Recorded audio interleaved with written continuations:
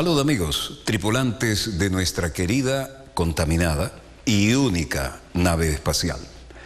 La misma que, desde la última vez que nos vimos por estos medios, ha dado otra vuelta sobre su eje imaginario y, por supuesto, sí que sigue generando acontecimientos en pleno desarrollo. Acontecimientos que, como es nuestra costumbre, aquí no hablamos de hechos aislados, sino de elementos que tienen continuidad. Para variar, nos llevan a la situación, entre otras, la del Medio Oriente. No obstante, hay una extraña sensación en el ambiente del análisis. Habíamos visto cómo empezaban a bajar los precios del petróleo y cómo parecían saturados algunos mercados. Y una lectura diferente es, cuidado, tal vez no sea tanto contra los países de la OPEP, tal vez sea una manera de quitarle un poco de piso a la economía rusa. Hay un hilo por allí, conductor, ya veremos si a lo largo del programa le hacemos alguna mención tangencial, porque no es lo fundamental de nuestro análisis de hoy. En todo caso, las realidades son continuidad de los temas, ¿no? Ucrania ha vuelto como un tema ya de paradigma. La flota rusa del Mar Negro ahora tiene en sus latitudes y longitudes unidades navales de potencias occidentales navegando por allí. El más que estratégico paso entre Turquía y Europa. Aquí se define prácticamente lo que es Europa y lo que es Asia, ¿no? El Medio Oriente, ¿no? El resultado es que la fluidez de la situación no impide pensar que también en otras latitudes se está jugando duro, ¿no? Y la vieja idea de descolocar en esta guerra no declarada entre potencias, hay un encuentro importante hoy. Por ejemplo, nada menos que China y Rusia se unieron hoy en planes estratégicos a través de su más alto representante. Estaba viendo los monitores de Hong Kong, creo que no vale ni la pena. Vamos a los acontecimientos en pleno desarrollo. Y el teatro de operaciones en Siria sigue tan dramático como de costumbre. Ahí está la muestra.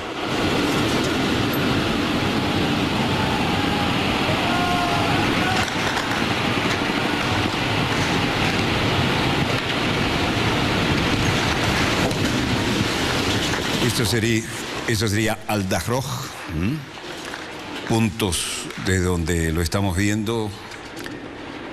Y naturalmente, una vez más, se lavan las manos las agencias internacionales y dicen que no han podido verificar de manera segura, pero las imágenes hablan. Están tomando lo de la gente interesada por hacer la guerra mediática, además de la guerra real. Y una muestra es lo que estamos viendo, ¿no? Otra brutal explosión. Estos videos te muestran enormes explosiones. Los escombros vuelan por los aires, después estallan. Son explosivos colocados debajo de los puestos de control en las afueras de Hama.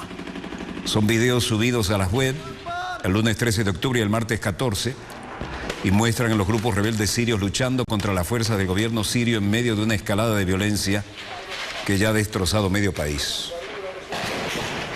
Esta gente dice que son los grupos rebeldes sirios, Frente Islámico y la División 13, que se van corriendo hacia el puesto de control.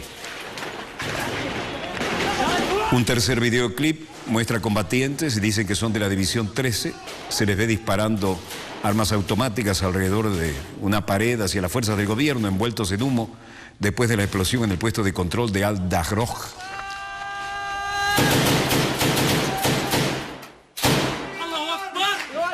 Un cuarto videoclip muestra a los rebeldes del grupo Al-Asala, Wal-Tammiya, disparando ametralladoras y lanzacohetes a las fuerzas del gobierno en la ciudad devastada por la guerra de Alepo.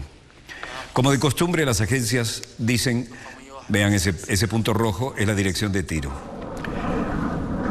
Las agencias dicen, no hemos podido verificar de forma independiente el contenido de los videos que se obtuvieron a partir de un sitio web. Este avión luce como un F-16, donde lo pongan, ¿no? Al menos 10 soldados del ejército sirio, entre ellos un oficial, murieron en enfrentamientos con combates del Estado Islámico del martes. Y los partes de la provincia oriental de Deir al-Zor según un grupo de monitoreo del Observatorio Sirio para los Derechos Humanos. Todas las ONG que siempre tienen comunicaciones satelitales y muchos dólares para actuar, pero nunca aparece un corresponsal que se identifique: soy fulano de tal, de la agencia tal, este es mi logotipo. Ya los blindados que había desplazado Turquía a la frontera hasta los cubrieron, ¿no? Pasaron una noche tranquila, evidentemente. Pero los rebeldes también anuncian una nueva ofensiva en la provincia siria fronteriza con Israel, en Quneitra.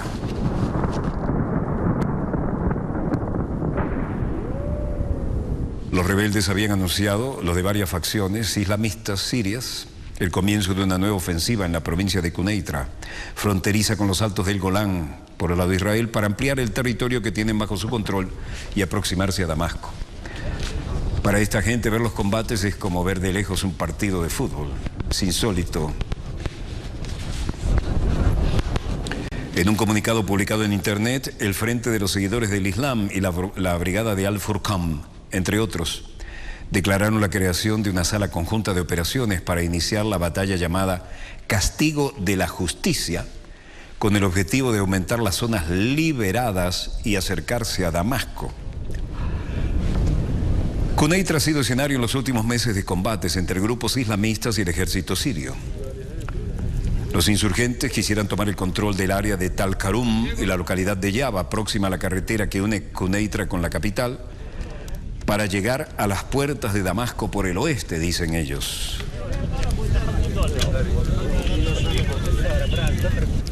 Recientemente los rebeldes lanzaron una ofensiva para hacerse con el dominio de la provincia. Ya a mediados de septiembre, las Naciones Unidas anunciaban que todos los efectivos de su fuerza en los Altos del Golán habían sido trasladados a la zona israelí debido al deterioro de la situación de seguridad en la parte siria de la frontera. Mal síntoma. Esto es Kobani, visto desde territorio turco, Mursit Pinar. Fuerzas lideradas por Estados Unidos han realizado también 21 ataques aéreos cerca de Kobani, en Siria. Tal vez el F-16 que vimos confirma lo dicho, ¿no? En los últimos 2 días, 21 ataques aéreos cerca de Kobani para frenar el avance de los milicianos del Estado Islámico, dijo el martes el ejército, advirtiendo que la situación en el terreno es bastante incierta, ya que los combatientes continúan en su intento de ganar territorio.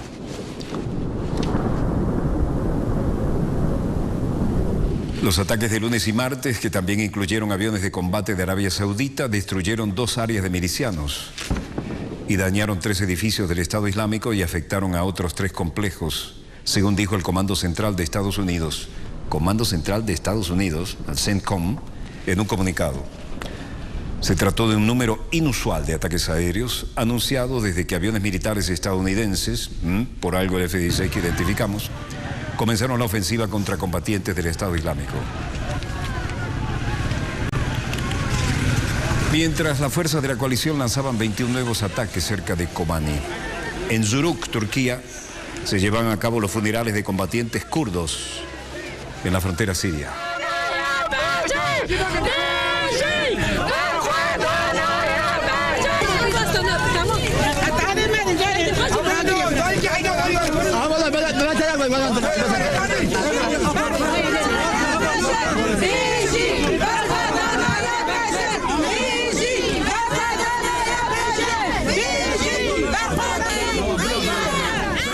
Mehmet Abdi decía, y lo veremos de inmediato, ellos fueron asesinados a tiros en Kobani.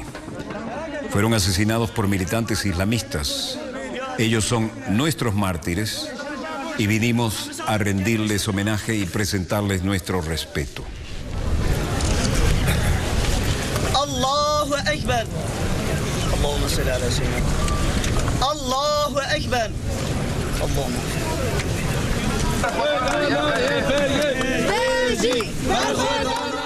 Mientras tanto, aumenta a todas luces el enfado, la rabia de los kurdos sirios por las muertes en la frontera con Turquía. Seguimos en Zuruk.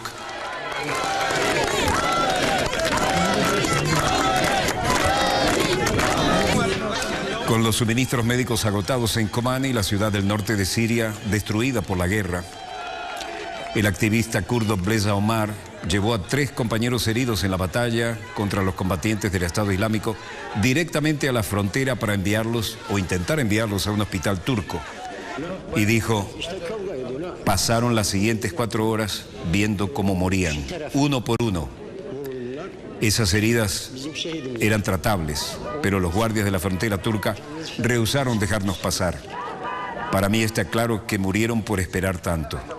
Si hubieran recibido ayuda, incluso 1 hora antes de haber muerto, habrían sobrevivido. Las reacciones desde Washington, el vocero de la Casa Blanca, Joshua Ernst, pero él se hace llamar Josh. To be working with them now. Let me just also say that there is a Department of Defense planning team. Estados Unidos admite que aún no hay acuerdo para usar bases turcas en la lucha contra el ejército islámico. El asunto de las bases militares en Turquía aún lo están tratando funcionarios estadounidenses y turcos, comentó en su rueda de prensa diaria. No hay duda que Turquía tiene mucho en juego en la solución de este conflicto y estamos encantados de trabajar con ellos. Permítame decir también que hay un equipo del Departamento de Defensa, del Pentágono, de Planificación, que está en el suelo en Turquía, trabajando con ellos, está en el terreno para poner en práctica su compromiso de establecer esta formación y el equipamiento y lo necesario para la operación de los combatientes sirios en Turquía. Me gustaría anticipar que en las próximas semanas y meses no solo vamos a seguir en contacto con ellos en la práctica, sino en los compromisos que ya se han hecho. Este tema de las bases militares en Turquía es un tema que sigue siendo discutido entre funcionarios estadounidenses y funcionarios turcos. Y los compromisos adicionales que se pudieron hacer para apoyar a esta amplia coalición internacional siguen vigentes. Esta caravana de vehículos de las Naciones Unidas, donde nadie sabe dónde va el más importante de los visitantes, que es nada menos que el secretario general de la ONU, llega a las fronteras de Eretz para el cruce entre Gaza y Beit Hanun. Eretz.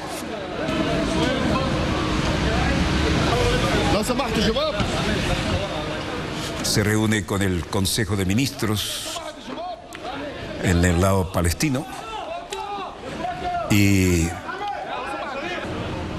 el viceprimer ministro Ziad Abu Amer le recibe al secretario Ban Ki-moon.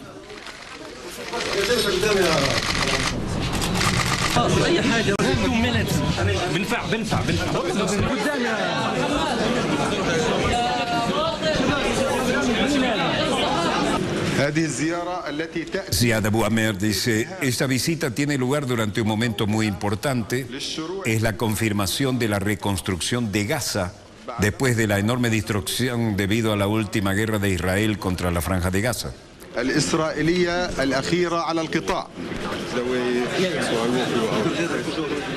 Ban Ki-moon respondió diciendo, estoy aquí con el corazón apesadumbrado.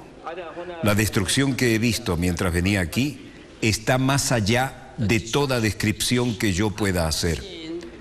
Esta es una destrucción mucho más grave que la que vi en el 2009, inmediatamente después de la violencia en aquel momento. This is a much more serious destructions than what I saw in 2009, immediately after the violence at the time. Y luego dijo, la comunidad internacional ha mostrado una fuerte solidaridad y apoyo para con el pueblo de Palestina, sobre todo para la reconstrucción de Gaza, mediante la movilización de $5.400 millones. Y agregó, esta es una gran oportunidad para la unidad de Gaza y Cisjordania bajo un liderazgo palestino. Under one Palestinian leadership. Gaza y Kerem Shalom, se veían los restos de todo lo destruido. Ban Ki-moon ahí dice, terminen con la ocupación israelí, terminen con el sitio israelí a Gaza. Bueno, ese es el leitmotiv de todo el mundo y es lo que han dicho las resoluciones de la ONU, que Israel se salta absolutamente a la torera. Esta es la escuela de las Naciones Unidas, una de ellas, ¿no? El secretario general Ban Ki-moon dijo, La enorme destrucción que he comprobado en Gaza es una fuente de dolor para mí y, oigan bien, es una vergüenza para la comunidad internacional.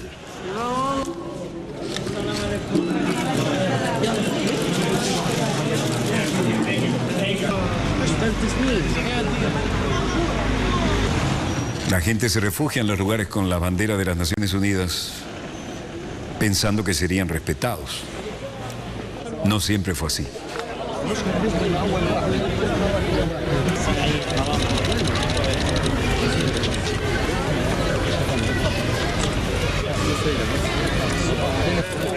The enormous destruction in Gaza is a source of pain to me personally, and it's a shame to the international community. La enorme destrucción en Gaza es una fuente de dolor para mí personalmente y es una vergüenza para la comunidad internacional. Debe haber gente que se haga responsable, tienen que rendir cuentas. He repetido mi llamado para una rendición de cuentas de todo aquel que haya cometido violaciones del derecho internacional humanitario, sea quien sea y del bando que sea, deben ser investigados y llevados internacionalmente ante la justicia. Me complace anunciar la llegada del primer camión trayendo cemento y otros materiales de construcción para ayudar a la reconstrucción de Gaza.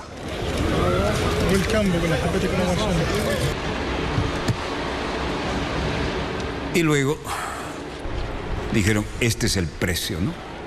Pare, Kerem Shalom. Gaza confía que esta vez de verdad llegue la ayuda internacional para la reconstrucción. Israel mató a más de 2.500 palestinos en los 51 días de ofensiva. El 75% eran civiles y destrozó 61.800 viviendas e instalaciones. Un mes y medio después de que las bombas dejaran de llover sobre Gaza, la comunidad internacional se reunió en El Cairo para intentar recaudar fondos para la reconstrucción de la franja.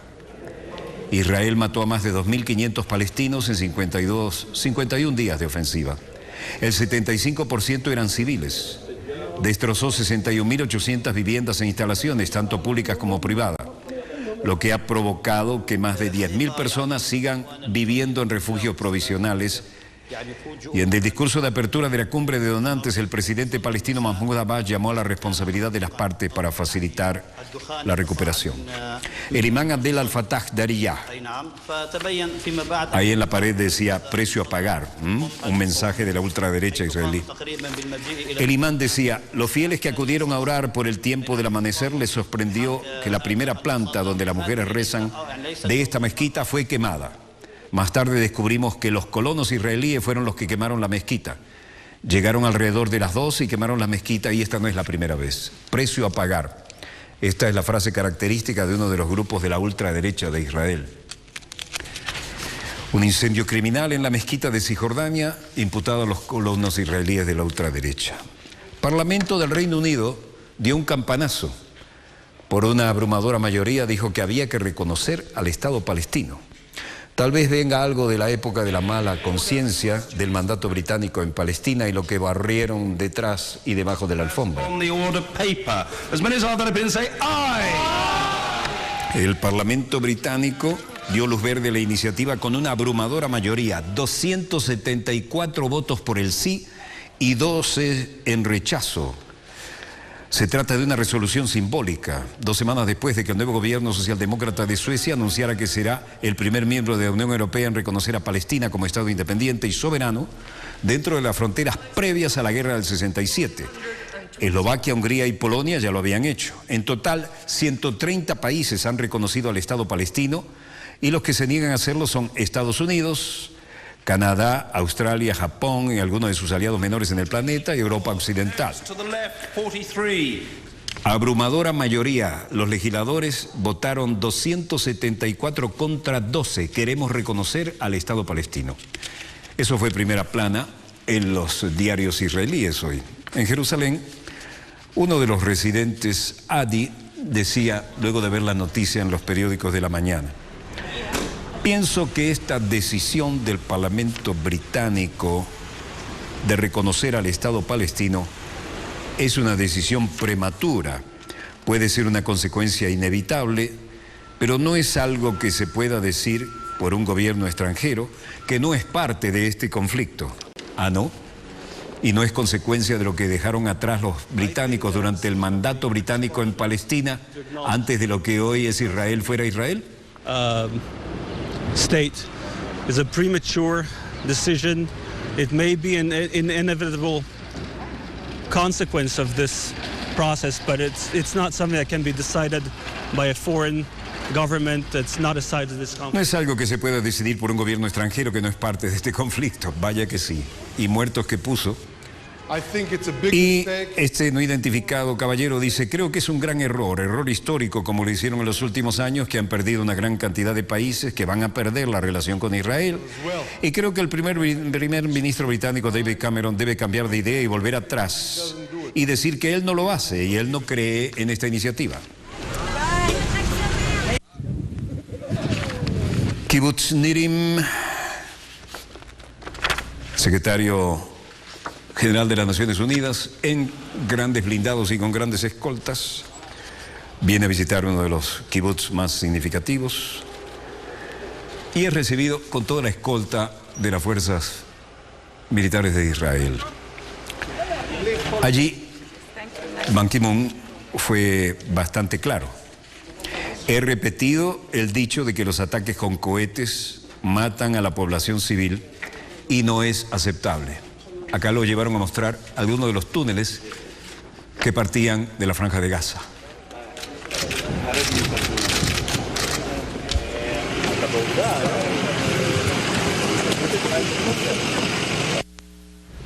Le mostraron todos los túneles que estaban siendo perforados desde la Franja de Gaza, que es la cárcel a cielo abierto más grande del planeta.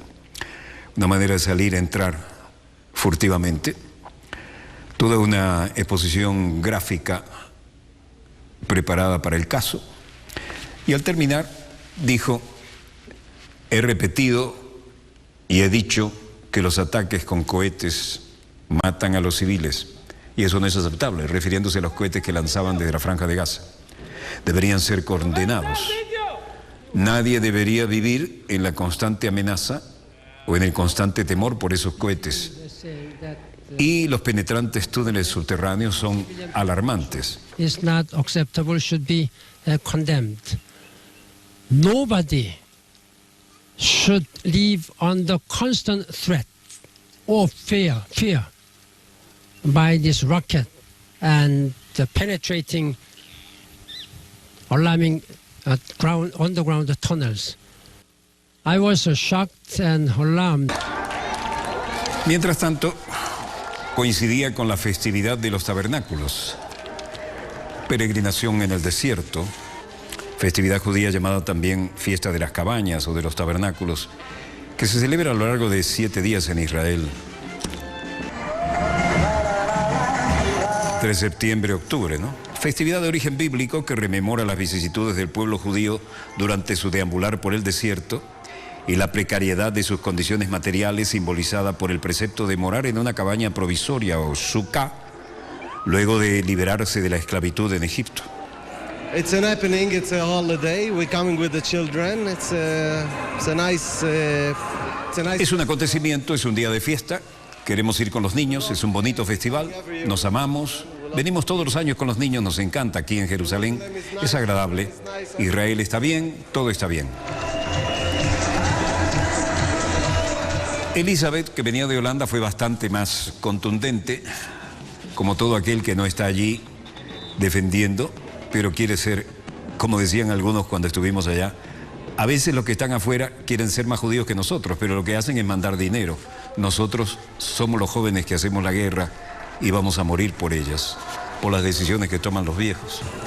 Eso está en los archivos de aquel encuentro en la Universidad Hebrea de Jerusalén.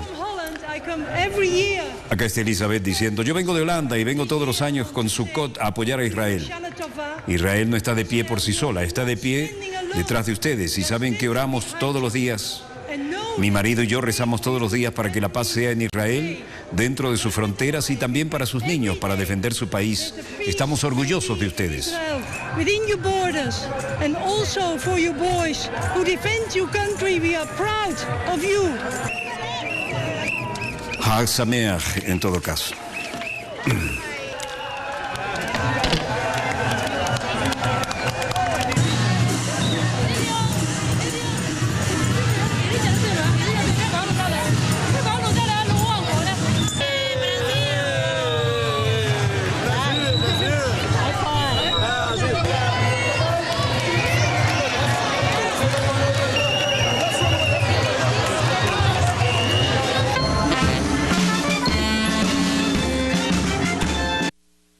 Festividades del Tabernáculo en Israel. Hag Sameach, otra vez. Cualquiera sea el caso, aterricemos en la realidad de los mercados.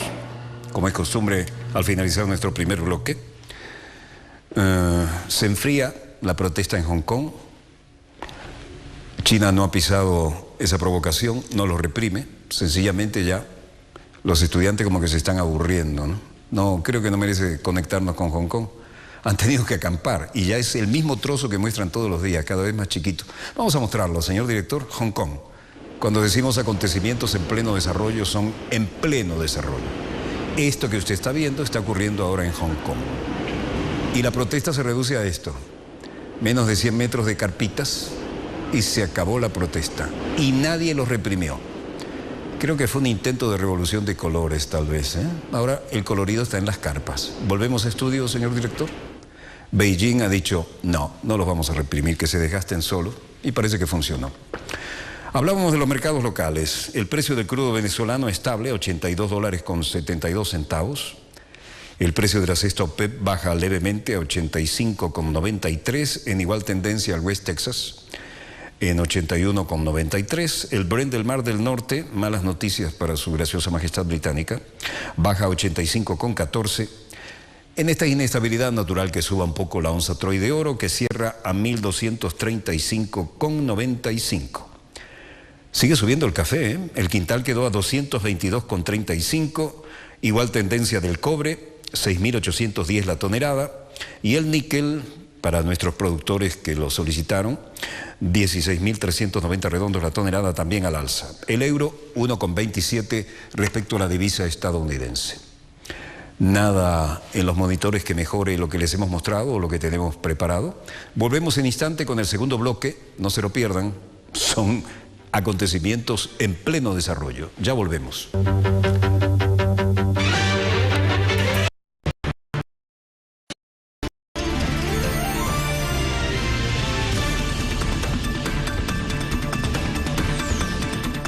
En la próxima entrega de Expediente, el diario La Nación avala todos los golpes militares del siglo XX con un apoyo explícito o con un silencio cómplice.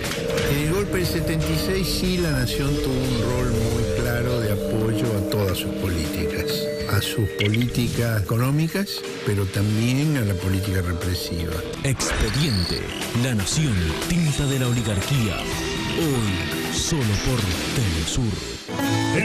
Baiano busca la historia detrás de cada nota musical.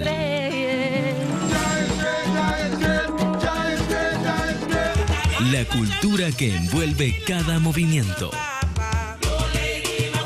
El sentimiento que alberga cada canto. Él es nuestro compañero de viaje en cada MP3 Gira Latina. Todos los sábados, solo por Telesur, la señal informativa de América Latina. Telesur Weekly Roundup, a recap of the past week's top stories. Watch it on telesurtv.net/English. Telesur presenta Una ventana para asomarse al mundo, un espacio dedicado a los relatos que trascienden los 140 caracteres. Castigaron duro cuando transgredí las leyes de los dictadores. Me torturaron también. Periodistas desde los 5 continentes humanizan relatos sin fecha de vencimiento, porque no son tweets, son historias. Todos los domingos, solo por Telesur.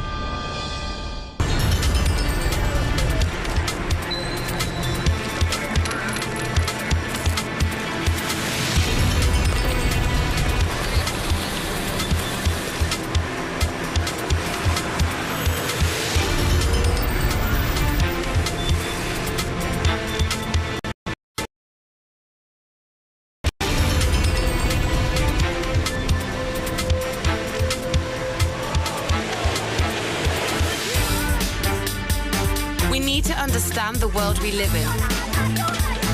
We require news with critical points of view, thorough analysis and social commitment. This information is vital to think, to understand and to change. The world demands a new perspective. telesurtv.net/English. Wherever the news, you'll be there. Day by day, they're in the street with one mission: change the world through their actions. This is a different type of program, a conversation. The perspective you won't find in traditional media can be found on The Laura Flanders Show. Watch it on telesurtv.net/English. Visita nuestra plataforma web telesurtv.net y selecciona con tu voto el reportaje que quieras volver a ver en pantalla. Puedes elegir entre 12 títulos diferentes. Vota por tu reportaje favorito. Tú decides. Votación Reportajes 2014. Solo por Telesur.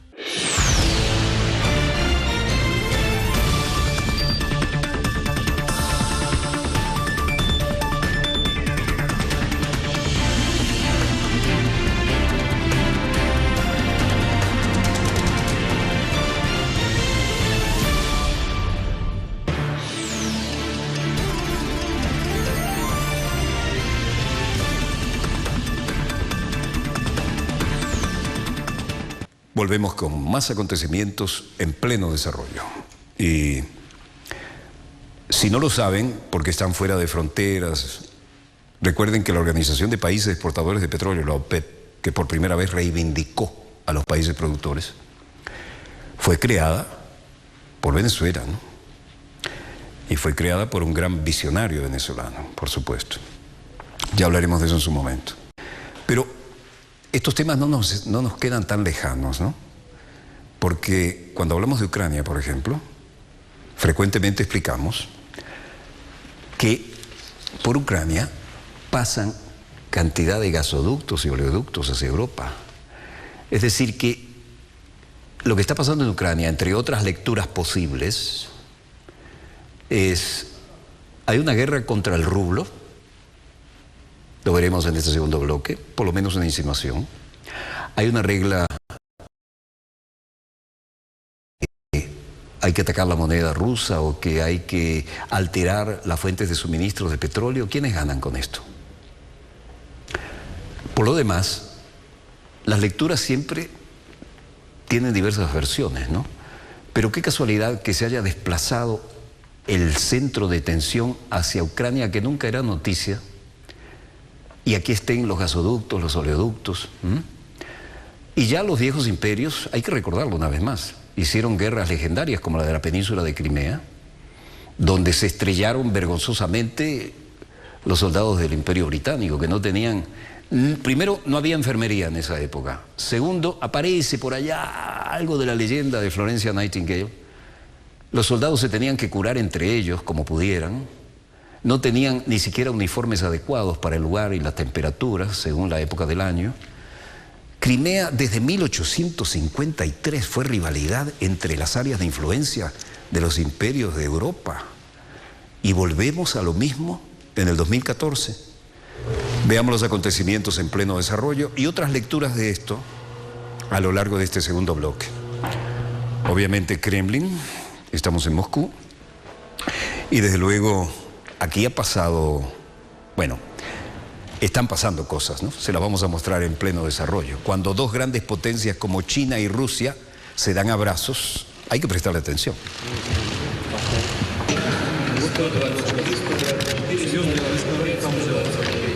Cuando esto ocurre, qué casualidad que justo se produzcan condiciones para que el rublo se vea en desventaja frente al euro por la crisis de Ucrania.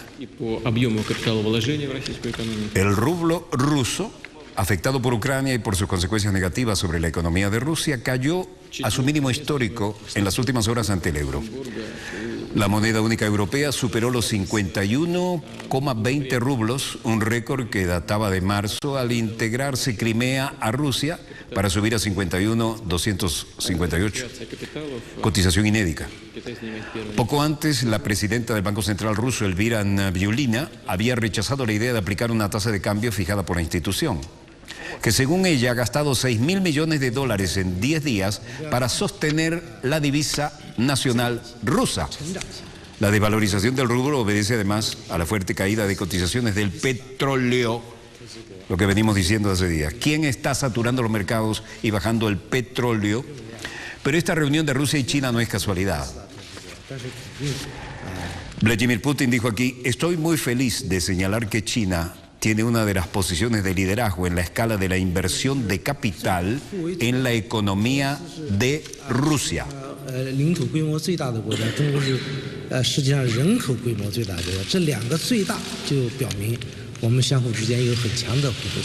Rusia busca soluciones en estos acuerdos con China y se firmaron 38 acuerdos. Espectacular edificio de la Cancillería rusa. Till down. Obviamente arquitectura de la época soviética, ¿no? Una mole. Li Keqiang da paso a una mayor cooperación en energía y un canje de moneda equivalente a 150.000 millones de yuanes, 25.000 millones de dólares, en parte pensando en reducir el dominio del dólar estadounidense.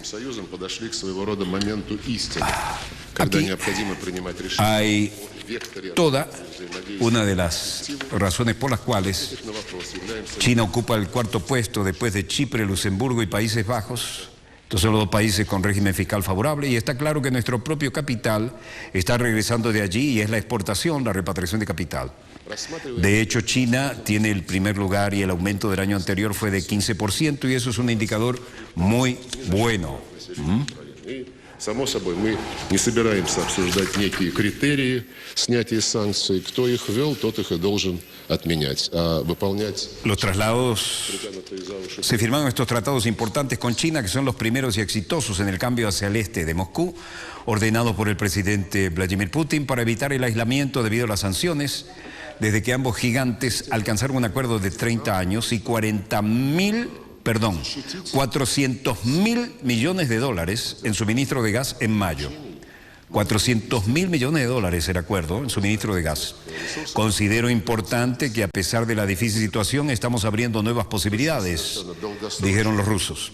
Es una señal de que la desconfianza no ha sido totalmente superada, pero fue menos efusivo Lee, e incluso al referirse a la posibilidad de un acuerdo en 2015 para construir un segundo gasoducto a lo largo de lo que es la llamada ruta occidental para llevar el gas ruso a China, a lo que Lavrov hizo a su vez su comentario. La cooperación sobre el gas natural entre Rusia y China data de mucho tiempo atrás. Se necesitan más deliberaciones entre nuestras respectivas compañías. Bueno, aquí estamos en la cotización del rublo, que sufrió el embate de la maniobra de la que hablábamos, ¿no? Sergei Lavrov decía: las relaciones entre Rusia y la Unión Europea han llegado a un punto de ajuste de cuentas. Y aquí la gente en este ámbito dice: bueno, estamos acostumbrados a navegar estas situaciones, saldremos adelante. Но это только если в следующем году произойдет, не в этом году. То есть после Нового года что-то. Это обычно же Новый год настал, изменение цен там чего-то и все. А так, в принципе, пока вроде стабильно все. Konstantin dice: si algo ocurre va a pasar después de las vacaciones de Año Nuevo. Por lo general los precios cambian después de Año Nuevo, pero por ahora todo está estable. Yo no siento nada malo. Creo que no vamos a sentir nada mal por un par de meses, pero nos veremos afectados tal vez en primavera. Nuestros ingresos caerán, la demanda de los consumidores disminuirá, pero no mucho. Tal vez si lo sentimos no será grave, pero será dentro de poco. Alexander, otro, dice: estoy satisfecho con todo en esta vida y especialmente en este país. Me encanta. Amo a mi país y no me afecta en modo alguno.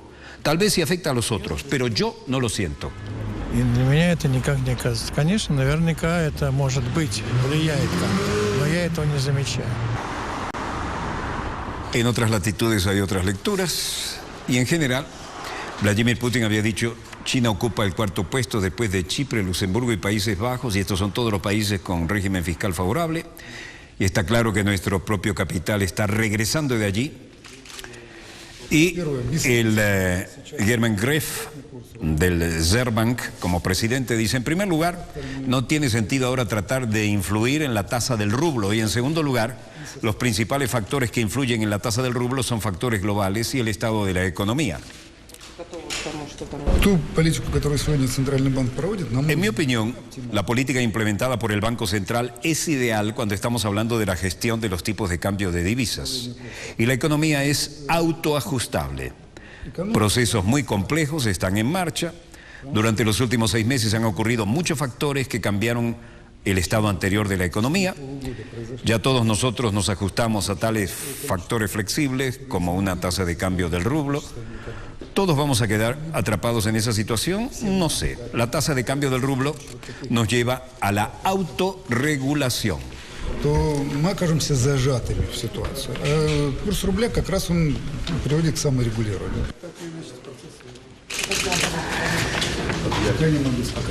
Así las cosas también en Berlín, en Múnich, en Leipzig. Había manera de seguir con mucho detalle lo que estaba pasando en los mercados. Y cualquiera sea el caso, Vladimir Putin decía, estoy muy feliz de señalar que China tiene una de las posiciones de liderazgo en la escala de la inversión de capital en nuestra economía, la economía rusa. Y aquí estaban el ministro de Economía de Alemania, Sigmar Gabriel, y declaró y dijo, liebe Kolleginnen und liebe Kollegen, se tomó su tiempo, limpió sus lentes, recogió las preguntas y en medio de esta expectación y gran concurrencia periodística dijo: Die wirtschaftliche Entwicklung in unserem Land hat sich seit den Erwartungen im Frühjahr eingetrübt. Está claro que el desarrollo económico de nuestro país no ha sido tan bueno como se esperaba. En comparación con un buen primer trimestre, el crecimiento del segundo trimestre ha sido más débil. Por otro lado, los datos fundamentales para la economía nacional y el país en cuanto a desarrollo económico siguen siendo muy buenos. Creo que tenemos que destacar sobre todo en vista de los debates de los últimos días. Habla el zar de la economía, ¿no? La locomotora alemana. Zum Alarmismus. Señoras y señores, no existe ninguna razón para alarmarse. Tampoco hay razón para que el gobierno alemán abandone o cambie su curso de acción en la política del mercado económico, financiero, social o laboral.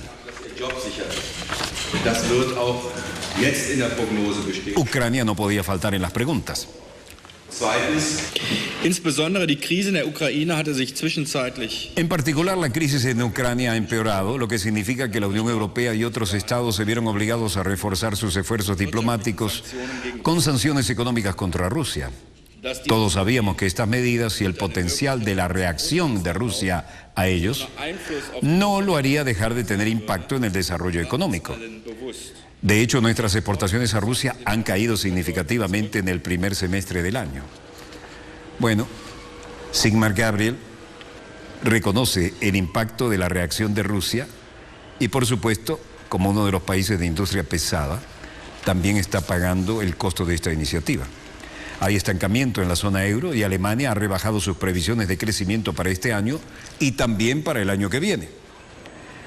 Es decir, las proyecciones alemanas quedan por debajo de las esperadas por el gobierno español, con un PIB del 1,2% para el 2014 y 1,3% para el 2015, ¿no?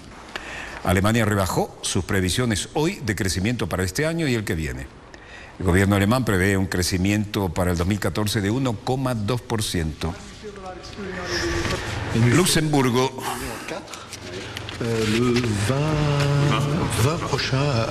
Michel Sapin, ministro francés de Hacienda, dice: Los ministros de Economía y Finanzas de Francia y Alemania celebrarán una reunión el 20 de octubre en Berlín con el fin de traducir los principios que acordamos con Wolfgang Schäuble en acciones que se definirán por los ministros de Economía. Discutirán el aspecto de inversión, que es decisiva, pero no debe ser solo un pueblo, se repiten en todo el mundo. No queremos especulaciones, queremos acciones. Alemania y Francia reiteraron esta mañana que queremos un plan de acción práctico y que es rápido de implementar. A été redit ce matin par l'Allemagne et par la France qui soit des dispositions rapides, pratiques, en capacité d'être mises en œuvre. Y luego Michel Sapin dijo, el riesgo es que esto tiene un efecto allá en el 2017 o más allá. Y necesitamos efectos positivos en el crecimiento tan pronto como, mucho antes de eso, 2015 o 2016, a fin de superar, y creo que es posible, este periodo de estancamiento económico con un débil crecimiento en la inflación podría llegar a ser peligrosa para todos nuestros países si esto pasa, ¿no? En todo caso, el gobierno francés instó a Alemania y a otros socios europeos para acordar un programa de inversión que tendría un impacto económico rápido y no solo impulsar el crecimiento en el largo plazo. La reunión en Berlín, que también involucraría a los ministros de Economía francés y alemán Emmanuel Macron y Sigmund Gabriel, miraría posibles planes de inversión. París se enfrenta a críticas por parte de Alemania y otros por no cumplir las metas de la Unión Europea para reducir su déficit presupuestario, y un presupuesto de 2015 debido a ser presentado ante la Comisión Europea el miércoles con el riesgo de ser enviado para su revisión. Si se niega, Francia podría enfrentarse a una gran multa. Berlín, por su parte, está bajo presión de Francia y otros para impulsar las inversiones, para ayudar a poner en marcha las economías en crisis de la zona euro, y los alemanes en este momento son capaces de pedir prestado a tasas históricamente bajas, ¿no? Pero, en fin,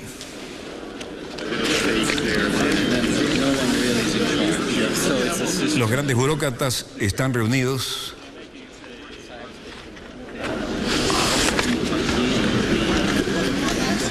Y en Luxemburgo, el comisario europeo de Fiscalidad y Unión Aduanera, Argidas Semeta, también tenía algo que decir. Mientras tanto, el ECOFIN acuerda la desaparición del secreto bancario en la Unión Europea a partir del 2017. Los ministros de Economía de los 28 han alcanzado un acuerdo político para ampliar todos los tipos de ingresos, el intercambio automático y obligatorio de información tributaria entre los Estados miembros. Pierre Carlo Padoan y el comisario europeo y la Unión Aduanera Algirdas Semeta decían: en primer lugar, estoy encantado de que los ministros llegaron a un acuerdo fundamental sobre la revisión de la Directiva de Cooperación Administrativa. Es un final perfecto para un mandato que ha visto la lucha contra la evasión fiscal. Esta directiva promete transparencia fiscal total y duradera en Europa, y el secreto bancario está muerto, y el intercambio automático de información se aplicará en su forma más amplia. Se acabó el secreto bancario en Europa. Y el ministro italiano de Hacienda, Pier Carlo Padoan, dice: creo que este es un logro muy importante, un logro muy concreto que me gustaría describir como una reforma estructural internacional que va a cambiar la conducta, se desplazará el comportamiento de los contribuyentes lejos de la tentación de evadir impuestos y las empresas, y hacia la relación más compatible con las autoridades fiscales. Y también traerá recursos adicionales para los miembros de esta institución, y este acuerdo es una situación de ganar-ganar, y le doy la bienvenida muy fuertemente a todo esto. Por su parte, el ministro de Hacienda de Austria, Hans-Jörg Schöling, decía: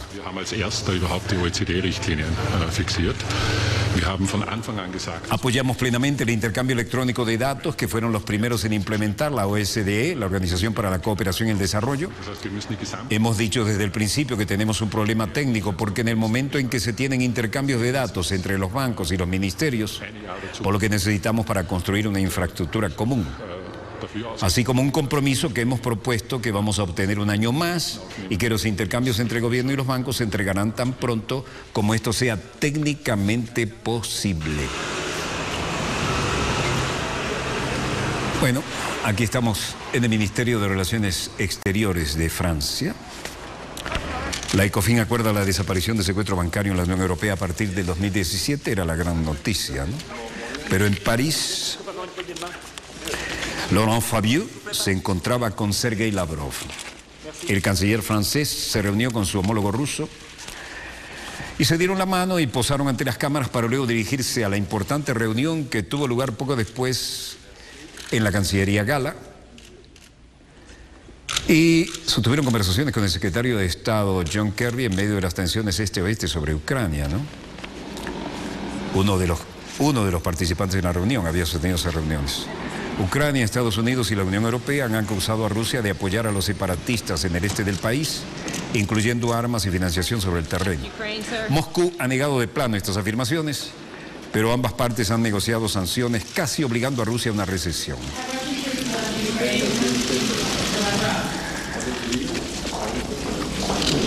Y Lavrov, Estados Unidos, secretario general John Kerry, secretario de Estado, y el canciller Lavrov se reunieron en París hoy para resolver la actual crisis en el este de Ucrania. Al menos esa era la intención. Un alto el fuego provisional ha estado en vigor en el este de Ucrania, donde las fuerzas gubernamentales se han enfrentado a los separatistas prorrusos desde el 5 de septiembre, ¿no? Y en Kiev la situación seguía tensa, ¿no? Surge violencia frente al Parlamento de Ucrania. Manifestantes y la policía enfrentaron el martes junto al Parlamento de Ucrania en Kiev, mientras los diputados rechazaban propuestas para reconocer como héroes a los miembros de un contingente guerrillero ucraniano de la Segunda Guerra Mundial.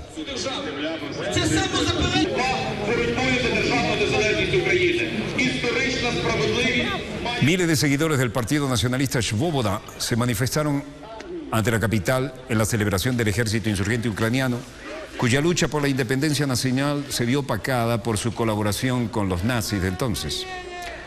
Más tarde, hombres enmascarados atacaron y lanzaron granadas de humo contra los policías frente al Parlamento durante la sesión de los legisladores en el edificio.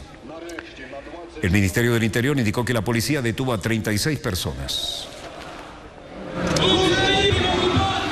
Mientras tanto, al menos 14 personas, incluidos 7 civiles y 7 soldados, morían en combates entre separatistas prorrusos y fuerzas del gobierno, pero en el este de Ucrania. Un cese al fuego entró en vigor desde principios de septiembre, pero de acuerdo con reportes ha sido violado prácticamente a diario. Y esto se reflejaba en la capital. Svoboda negó que sus miembros fuesen responsables de los disturbios en Kiev que estamos viendo y que según la policía fueron orquestados por un pequeño grupo de personas al culminar la marcha.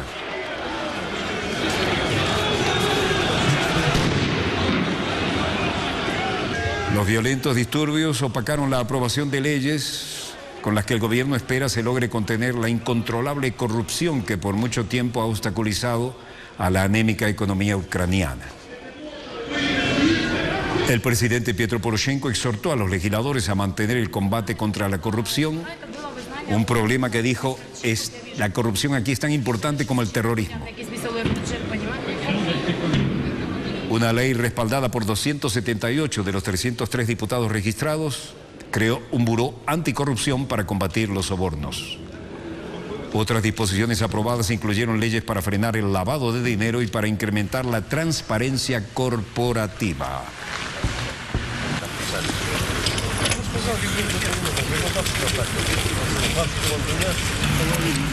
En el área de combates las cosas eran bastante dramáticas.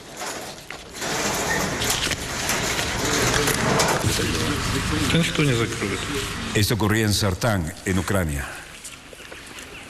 Un hombre identificado decía, los miembros de la seguridad y cooperación en Europa hablaban de los resultados. Este hombre dice, me quedé aquí, luego pasaron cerca de mí, hubo una pequeña explosión y eso es todo. Y entonces empezaron los gritos. Saqué inmediatamente como pude a mis padres de aquí, solo mi abuela estaba aquí, eso es todo. Y vine para aquí de esta manera. No entiendo cómo seguimos combatiendo entre nosotros así. 15 heridos, 7 muertos después de esta explosión.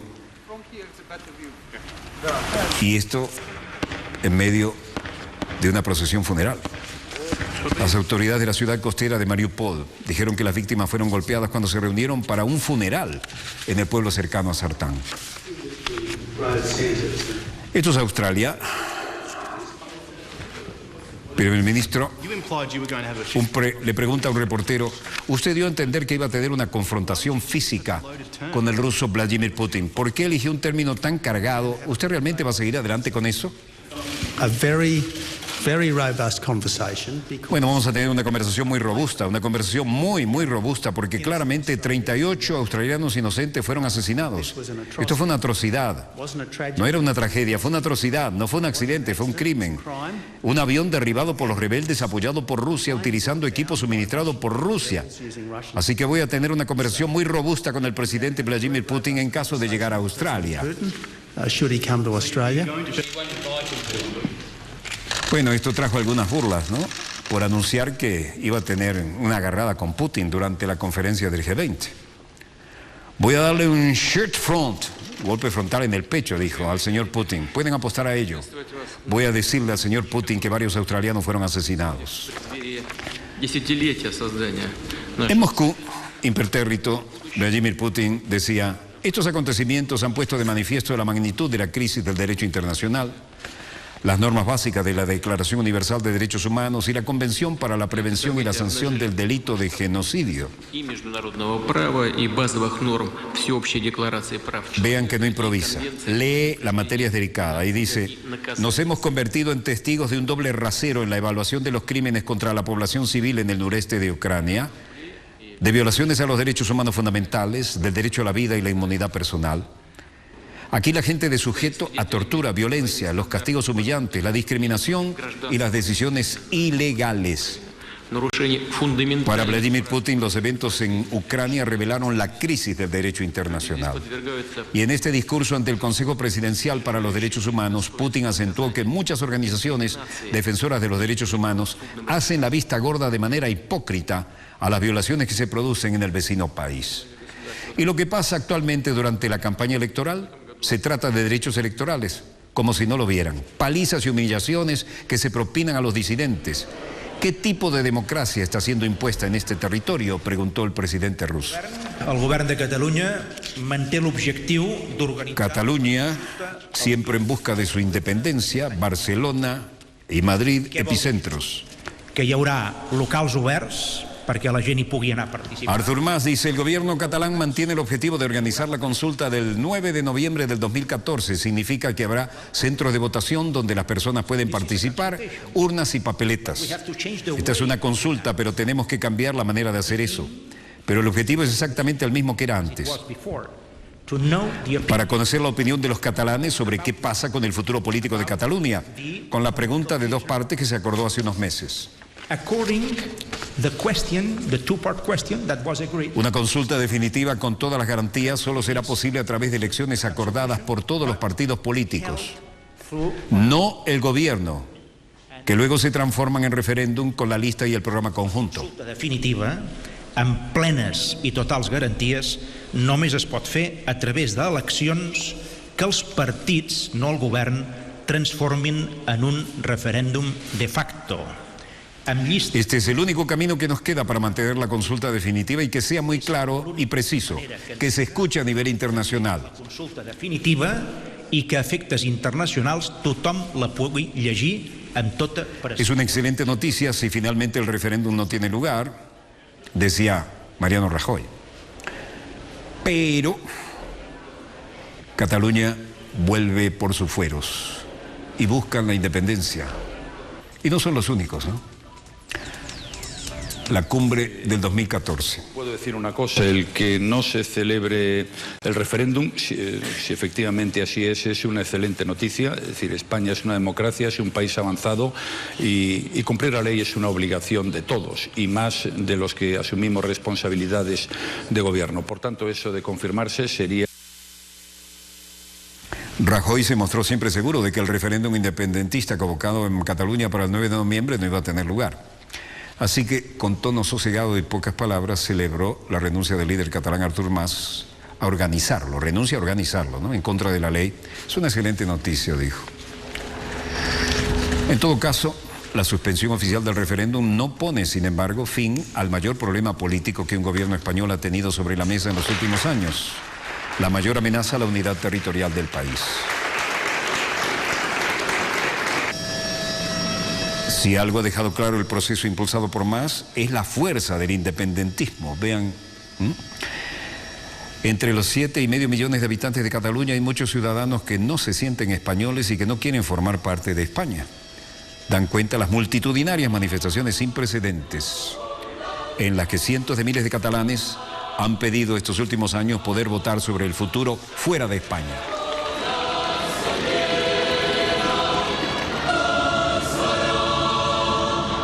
Las encuestas han dado cuenta de una mayoría a favor de la consulta. Este 11 de septiembre, día de la fiesta oficial de Cataluña, cientos de miles de personas formaron una V de la victoria de 11 kilómetros sobre las principales arterias de Barcelona pidiendo el referéndum. En el 2013, una cadena humana atravesó la región de norte a sur en el mismo reclamo. Y los colores están a la vista, ¿no? Bueno, creo que el tema de Cataluña independiente recibe una tremenda sensación de reverdecer. Tenemos una solicitud de esas que no solemos hacer, pero haremos una excepción. Porque después los demás dicen, bueno, ¿y por qué a mí no? Bueno, en este caso es alguien que cercano al equipo. Se requiere con carácter de urgencia inmunoglobulina humana en grandes cantidades. Inmunoglobulina humana en grandes cantidades para el paciente Javier Requena, recluido en el Seguro Social de la Residencia Las Garzas, en Puerto La Cruz. Está en terapia intensiva. Y tiene el síndrome de Guillain-Barré. La situación es un poco crítica. Está recluido en el Seguro Social de la Residencia Las Garzas, en Puerto La Cruz, en terapia intensiva. Inmunoglobulina humana en grandes cantidades para el paciente Javier Requena. Bueno, hasta aquí nuestro dossier de hoy y volveremos mañana, Dios mediante, cuando ella, nuestra querida, contaminada y única nave espacial, haya dado otra vuelta sobre su eje imaginario y estemos aquí, siempre Dios mediante, para contarles la pequeña gran historia de las próximas 24 horas. Donde quiera que se encuentren de ese lado del receptor, muchas gracias por permitirnos estar allí con ustedes. Desde el estudio 3 de Venezolana de Televisión, les habló Walter Martínez. Disponga usted de las cámaras, señor director.